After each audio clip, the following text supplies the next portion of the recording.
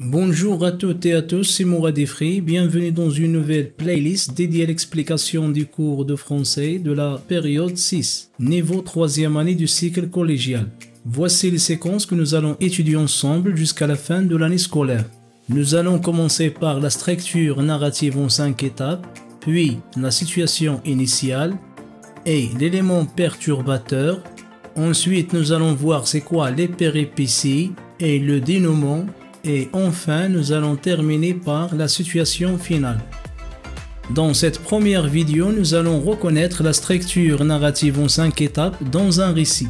Plus précisément, nous allons voir comment dégager la structure narrative à partir d'un extrait d'une nouvelle, c'est-à-dire d'une brève histoire. Faites pause à la vidéo et lisez d'abord ce texte tiré de votre manuel parcours, page 111, pour pouvoir répondre ensuite aux questions de compréhension. Allez-y, on commence. Quelle est la source de ce texte? Oui, ce texte est tiré de Le Voyage en Amérique de François-René de Chateaubriand. De combien de paragraphes se compose-t-il?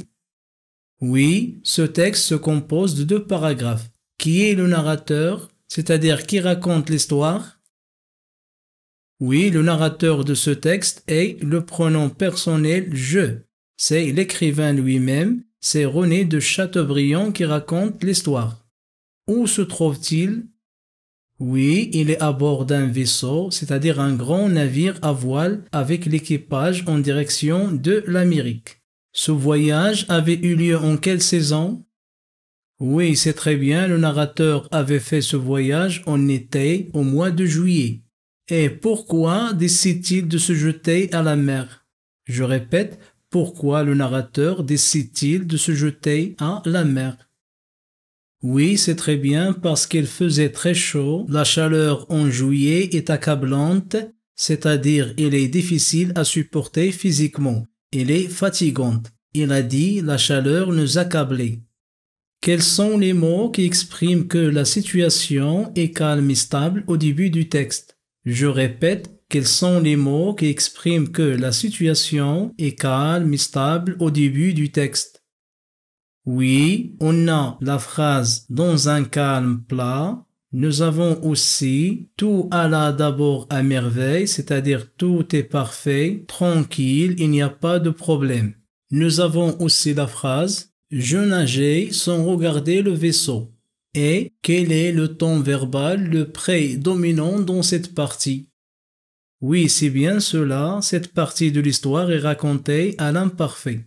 On appelle cette situation de calme et de stabilité qui correspond au tout début de l'histoire la situation initiale. C'est l'ensemble des circonstances dans lesquelles l'auteur situe son histoire. Il indique le lieu, le temps et la situation dans laquelle elle se trouve ou dans laquelle il se trouvent les autres personnages. Autrement dit, il répond aux questions qui, quoi, où, quand, comment, etc.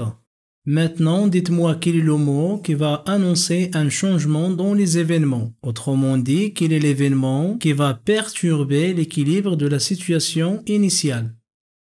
Oui, c'est bien cela. Nous avons la phrase « Mais quand je vins à tourner la tête, je m'aperçus que le courant l'avait déjà entraîné bien loin. Ils sont loin du bateau et loin du calme et de la stabilité. Ils sont entourés de 3 dangers, le courant d'eau, les requins et la houle, c'est-à-dire les grosses vagues.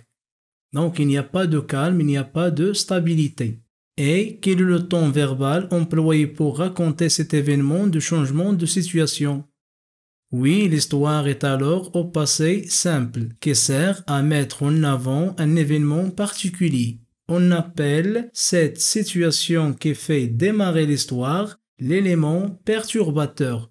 L'élément perturbateur, c'est un événement inattendu qui perturbe l'équilibre de la situation initiale. On l'appelle perturbateur parce qu'il déséquilibre, bouleverse et dérange. Et est-ce que les requins ont tué quelqu'un? Non, les nageurs ont échappé à l'attaque des requins. Qu'est-ce qu'ils ont fait pour se sortir de la menace? Oui, c'est bien cela, l'équipage était accouru sur le pont et elles avaient filé un grelin aux autres nageurs. Et aussi, il tirait du bord des coups de fusil pour écarter les requins. Le mot grelin signifie le gros cordage.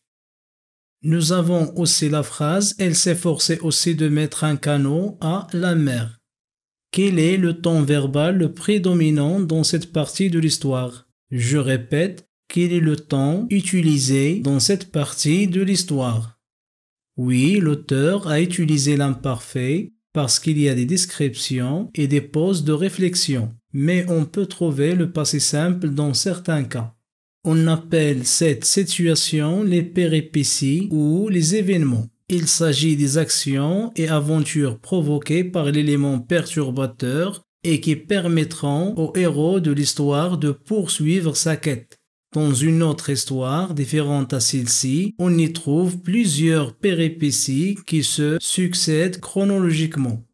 Maintenant, relevez dans le 12e paragraphe la phrase qui annonce la solution, c'est-à-dire qui permet au narrateur de rétablir le nouvel équilibre, autrement dit de retrouver le calme de la situation initiale. Oui, on a la phrase « Par le plus grand bonheur, une brise presque insensible se leva, le vaisseau gouvernant un peu se rapprocha de moi. Je pus m'emparer du bout de la corde. » Le personnage a donc réussi de sortir des grosses vagues grâce à la brise. La brise signifie un petit vent frais et modéré. C'est grâce à la brise que la mer est devenue calme. Donc il n'y a plus de problème. Et quel est le ton verbal employé? Oui, l'événement de la résolution est raconté au passé simple. L'auteur a dit « Une brise presque insensible se leva ». Le verbe se lever est conjugué au passé simple. On appelle cette situation la résolution ou le dénouement. Il s'agit de l'ultime événement qui permettra au héros de clore le récit, c'est-à-dire de finir le récit et de rétablir le nouvel équilibre. C'est le moment où le personnage échoue ou réussit sa quête. Dernière question, relevez la phrase qui annonce la situation finale. Je répète, relevez la phrase qui annonce la situation finale. Oui, nous avons la phrase « On me hissa sur le pont à demi-mort ». De même, l'auteur a utilisé le passé simple. Donc la situation finale, ou ce qu'on appelle la chute de l'histoire, est la situation dans laquelle on a un nouvel équilibre, positif ou négatif. Le héros a soit retrouvé sa situation initiale, soit commencé une nouvelle vie. En résumé, on a appris aujourd'hui que la structure narrative en 5 étapes d'un récit est composée de la situation initiale qui permet de répondre aux questions qui, quoi, où et quand. Et nous avons vu aussi l'élément perturbateur qui répond aux questions « Qu'arrive-t-il ? Qui est menacé ? Où a lieu la menace ?» Ensuite, nous avons vu les péripéties qui répondent à la question « Quelles actions fait-on pour se mettre à l'abri de la menace ?» Et nous avons vu aussi la résolution qui répond à la question « Quel est l'événement qui permettra au héros de rétablir le nouvel équilibre ?» Et enfin, nous avons vu la situation finale qui répond à la question « Comment le personnage principal s'en sort-il ?» Je répète, la structure narrative en 5 étapes se compose de la situation initiale qui nous plante le décor de l'histoire en nous présentant la description du héros, le lieu et le temps ainsi que l'action principale qui occupe notre personnage. On dit que la situation est stable et équilibrée. Puis nous avons l'élément perturbateur qui est un événement ou un personnage qui vient perturber la situation d'équilibre et la modifie. L'action est alors déclenchée. Cet élément perturbateur engendre la quête ou la mission du héros. Après, nous avons les péripéties. Il s'agit de tous les événements qui permettent au héros de poursuivre sa quête, c'est-à-dire sa recherche, et tendre vers un nouvel équilibre. Ensuite, nous avons la résolution.